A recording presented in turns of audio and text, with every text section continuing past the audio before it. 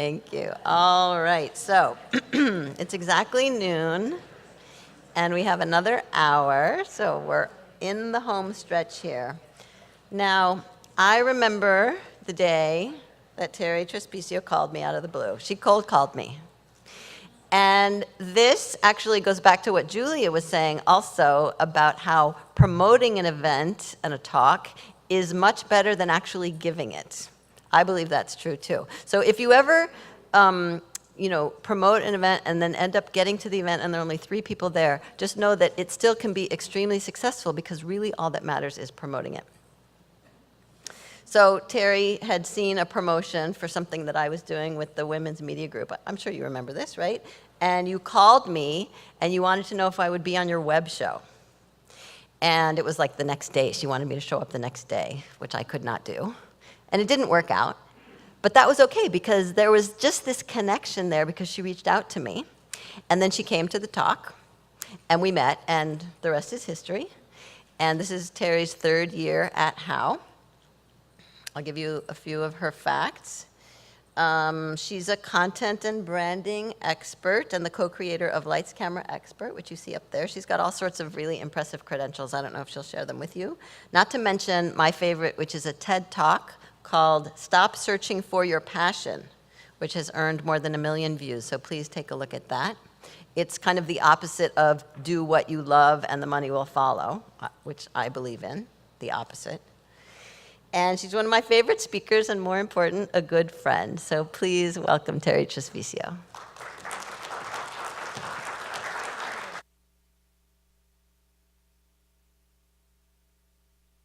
Is it on now? Hello! My goodness.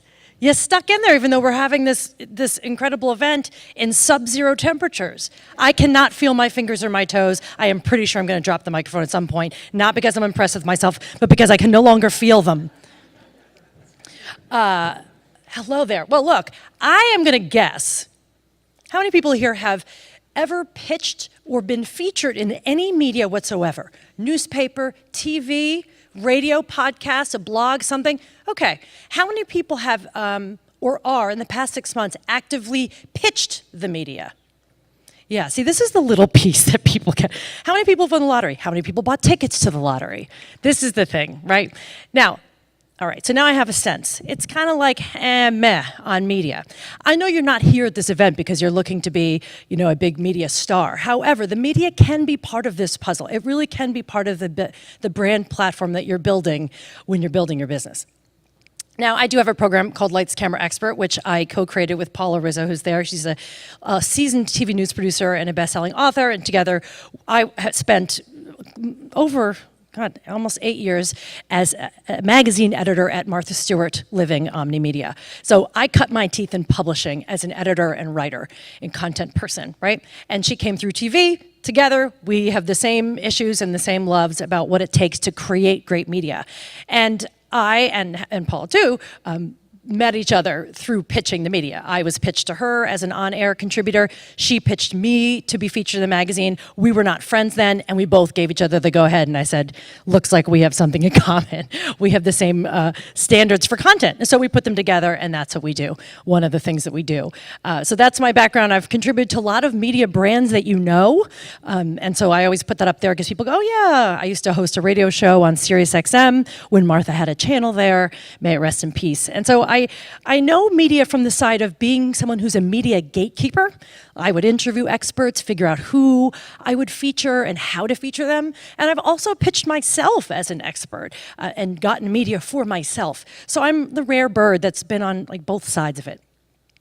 So really quickly, what we're going to cover right in the fastest I've ever covered it, what the media means for your business, how producing content creators think, and how to get their attention. So, first, what can the media do for you except fill hours of time when you sit and watch it? Well, credibility, position yourself as an expert, which you've heard a lot of today, buzz, visibility, platform growth, and more media. Look, if it comes down to me hiring someone who's been featured a bunch of places, whether that person contributed to those blogs or was featured in a magazine, I'm kind of more interested in that. It's not because, the media just is brainwashing us. It's social proof. If someone's been approved by a producer or editor, then that's one line of defense. Kind of like why girls will be interested in a guy who has a girlfriend. Like someone liked this dude and approved. And so like that might be enough, That's why I say divorce guys are underrated. Yeah, they divorced, okay, it happens, but like someone thought this was it and they were okay with that. What it can't do is guarantee you hits to your business or sales conversion. And I say this because people who go after media because they just want to sell books or they only want to get more clients, I say you're wasting your time. This is a long walk for might not be a big enough beer for you. There are lots of ways to maximize and optimize online presence to make money. But for the media, especially when you're looking at traditional forms of media, it's really not a one-to-one conversion. So when I talk about the media, sure, I'm talking about mainstream TV, magazines, newspapers, sure. Radio, yeah. Blogs, of course. Podcasts, look no further than our own Debbie. Like, please, podcasts are huge and growing. Of course, she was ahead of the curve, and a lot of people are still piling on. And something you should know about podcasts, people are more likely to buy when they hear about your stuff on a podcast. I've bought more books listening to podcasts than I ever did watching the Today Show. People who listen to podcasts tend to read more educated, and earn more money. So don't poo-poo the podcast. And trade publications. Because you're in the design community, obviously we know of some right here that are good trade publications for you to contribute to, but there are also many others. So don't think it has to be some mainstream thing. Because I think people make the jump. They watch the Today Show and they go, well, unless I'm a professional organizer, like I don't know what I'm going to be doing on that show. Don't use the Today Show as your ultimate goal of media, especially when you have a very specific skill. And of course, social media. We know that social media does make news now. And so it does matter what you do there, which is good news. So what you think is, okay, so why would they want me? Why would the media want me? In this course that I teach, people have said like, oh, we didn't know you could pitch them. We thought they just decided, like God, who would be featured. And God comes down and flies down on the golden wings of media and just plucks someone out and keeps going. You actually can pitch the media, and the media is dying to be pitched. What do you give them? You give them content, free content. But it's wall-to-wall availability. Podcasts are endless. Everything's endless, 24/7 news. There's a lot of content to fill. When I was an editor, I had pages to fill, and I was dying to fill it with good stuff. You also offer business and industry insights, specific expertise, a particular point of view, resources, you should see yourself as that, and useful takeaway for their audience. And the more specific that audience, probably the better, especially for this crowd. What you are to them is a source. Like if I'm interviewing people, right, you're my source. Oh, my sources tell me. You're an industry expert. You've been doing what you're doing at least longer than like the past 6 months, right? A year, 2 years, 5 years, right? You have experience more than someone who is an editor or producer. Their job is to curate that content. You might be an example in a story. Actually, one of the students in my course is here in this room right now, and he, using a tool that I'll show you, pitched. Actually, someone was looking for business owners to have an opinion about XYZ, and he happens to own a design firm, and so he wrote back, here's what I think about Trump's blah, blah, blah, blah, whatever. Well, that little blog went up and didn't tell him they put it up there. He didn't have a Google alert on his name that I have told him now that he must do. And if you do any media, you should have a Google alert on your name, because you don't know. What if you contribute somewhere and they quote you and you don't know? It's good for you to know. So that popped up. Oh, he was featured in this blog. Oh, don't you know MSNBC sweeps in, I think it was, a bigger website and sees that blog and wants to take part of that and feature it, linking back to that blog. And now that one's out in the world. And then don't you know a CNN producer says, oh, we'd like to interview, who's this, Greg? Who's featured in the story. We could get him on here. He wasn't available, sadly, and he is just knocking his head against the wall for not being available, but it happens. But see, when you put stuff out into the world, you don't know where it's going to go. So you might just be that anecdote, which is fine. A contributor or guest, you might be. Someone who contributes on the reg. If you have a good relationship with someone, it's not where you start. But you start by pitching ideas, and we'll get into that. You might be a guest blogger too. This is public service media. You're doing it for free. And you're doing it because it's of value and because you can reach more people, and it's valuable to the people who are needing to put content out, who are paid to create content for their audience. They want someone who is easy to talk to, available, can give them good insights that they don't have on their own. Sometimes I would write stories and I'd be like, but I know the answer to this. Why can't I just say it? Like, no, you have to attach it to a source. So I'd have to find someone who'd be like, all right, fine, I'll ask someone who knows this, and I have to quote them doing it. So they need those quotes. That's the lifeblood of journalism. How to please the media. Look, make it easy, people. Serve it up. Real simple. So many people pitch the media. They go, oh, I'm a this, and I do this, and I live nearby, or I do this, and just so, like, hey. Don't like, hey, that's, by the way, everything that's wrong with the dating world. Just ask someone out. Like, just do it. You know, be like, yeah, how about we do this? I have an idea. Make the ask really clear. But people don't. They go, well, I just want them to know I'm here and that I'm smart, and that maybe if they like me, they'll, you know, reach out and ask me to do something sometime. Don't be coy like that with media. Be really clear. Hey, I have an opinion about XYZ, or I have this blog, and I thought some of these points might be of interest to your readers. Is there something we could do together? Don't make it hard on the media. They are swamped. My friend Paula gets like a couple hundred pitches a day, and it's like, delete, delete, delete, delete. Like, she has to have a reason to delete some, or else she can't find the good ones. And so that's always a problem. Yes, there's a lot of pitches, but it doesn't mean yours won't get through and won't hit at the right time. How to position your brand, this is my jam. I work with individuals and brands to help them figure out who they are exactly and how to position themselves. What's the language? What's the promise? Most people they like kind of revert to generalism. Oh, I do a little of everything. Don't make the media figure out what to do with you. So I always use this analogy. It's the basket and the picker. You can have lots of business. Like if you're a plastic surgeon, okay, let's use a completely different business. I might do hips, thighs, nose, eye lifts, whatever. I do lots of surgery because I have a surgery facility and I need to make money as a plastic surgeon. But what I really personally love is like the preventive facial stuff that I do for women in their 30s to prevent aging or whatever. That's like my favorite thing, and that's kind of the clientele I want. So when I pitch the media, then I'm going to make sure I pitch stuff like that. You don't go to the media and say, well, I do everything, so if you ever need a plastic surgeon, call me, because they're like, don't make me figure out what to do with you. You know, I really want you to tell me. Oh, well, I'm an expert in that. In like keeping it, freeze your face at 30. There's a pitch. There's your face. You laugh, but you know what? I'd open that one. Freeze your face at 30, stuff you can do so you'll never have to get a facelift or something. I'd be like, well, if I'm a publication that covers that or an outlet, be like, and I can hear the lead-in. Coming up, what if you could stay looking just as you did when you were 30 years old? Coming up next is Dr. So-and-so. He does lots of things, but that's what he's known for. So branding in media makes you turn up the notch on that a bit. So you have to know exactly who you are. We know you can do lots of things, and if money's tight, you will do lots of things, maybe even things you don't love. But you must, as Elise has always said, pick a niche and stick with it for a little while. When you change who you are every second, now I don't trust, like, are you really good at that? Is that really your thing? The funny thing is, part of my job is helping people pick a niche. So my niche is helping people pick a niche. Very meta, very confusing. I don't quite know what I do. Now, your niche, I want you to think of it this way.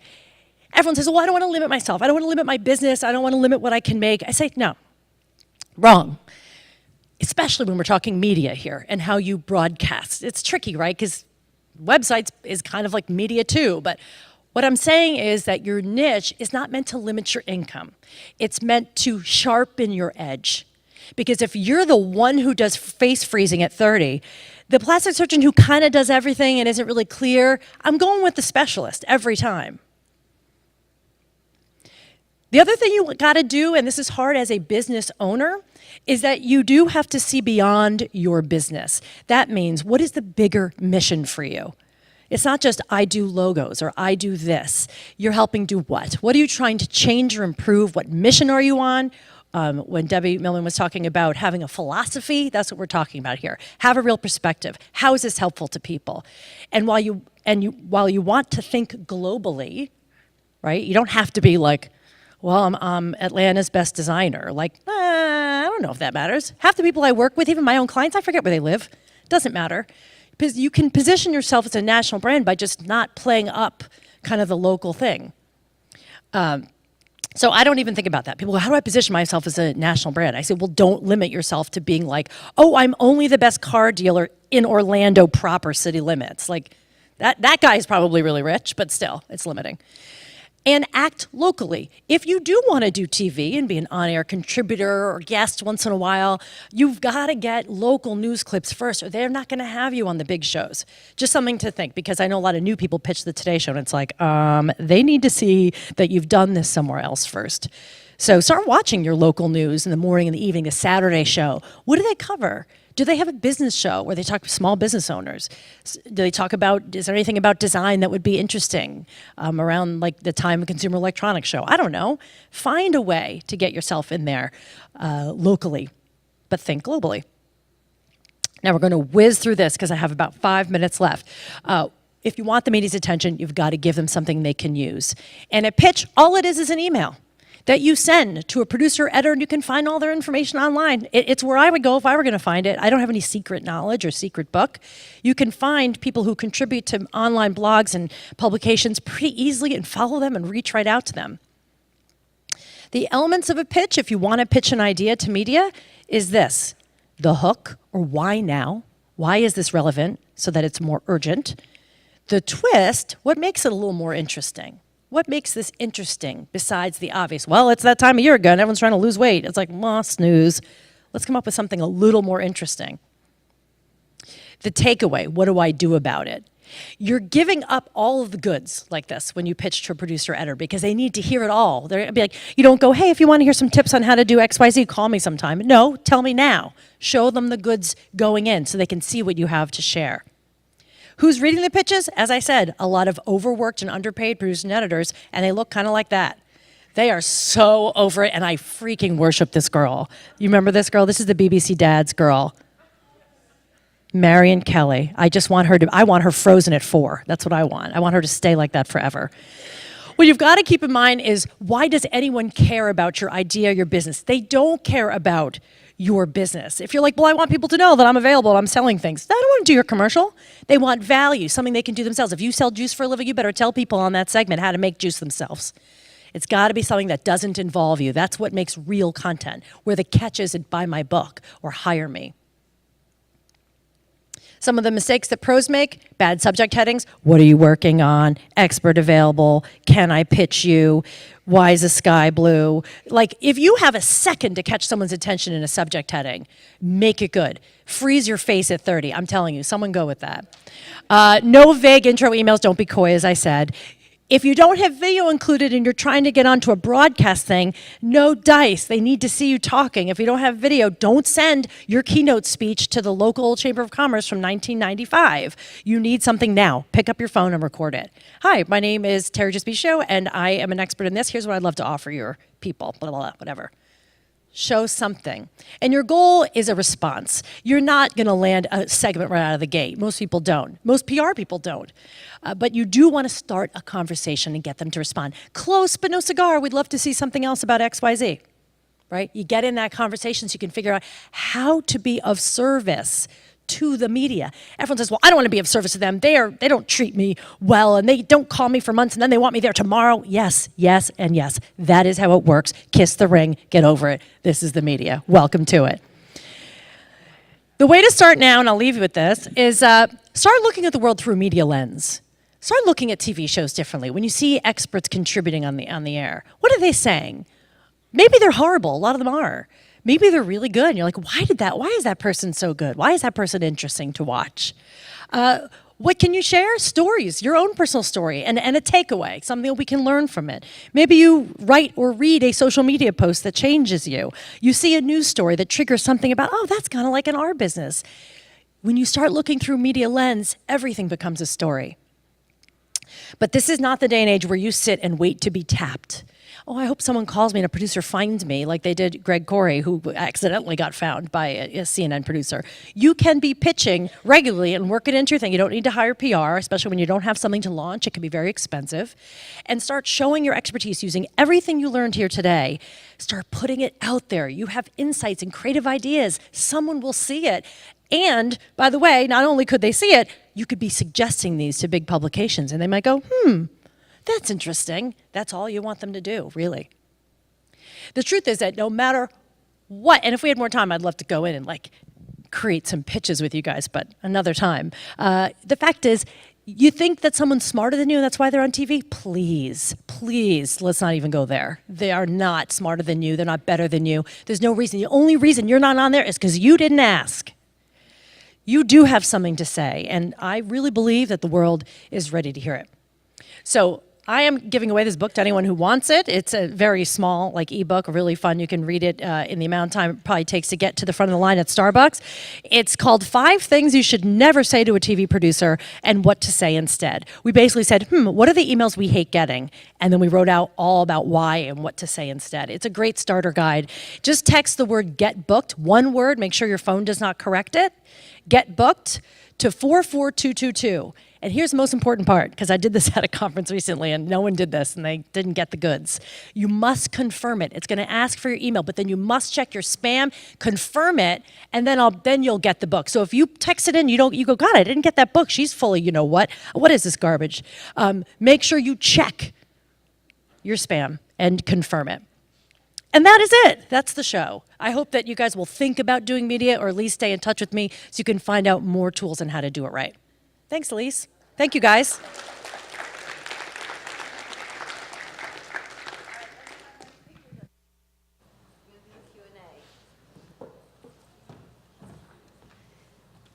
Did you throw my computer?